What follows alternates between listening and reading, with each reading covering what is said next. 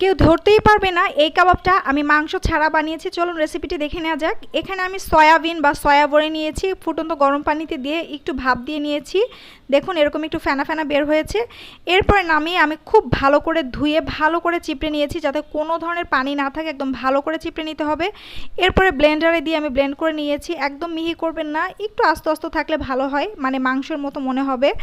তো এই তো হয়ে গেল। আর এখানে আমি সব মশলা নিয়ে নিয়েছি। এখানে চালের গুঁড়া, এখানে বেসন, এখানে আছে গোলমরিচের গুঁড়া, একটু ধনিয়ার গুঁড়া, জিরার গুঁড়া, একটা মিক্সড মশলার গুঁড়া, একটু আদা বাটা, একটু রসুন বাটা, আর আছে সামান্য হলুদের গুঁড়া, পুদিনা পাতা আমি নিয়েছি, আর একটু কাঁচামরিচ নিয়েছি।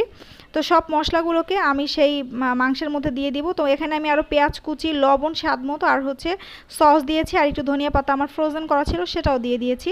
এখন আমি সেই যে মশলাগুলোকে রেডি করে নিয়েছিলাম সব দিয়ে দিচ্ছি। যেহেতু কাবাব বানাচ্ছি সব মশলাই আমি দিয়েছি। এখন ভালো করে আমি মাখিয়ে নিচ্ছি।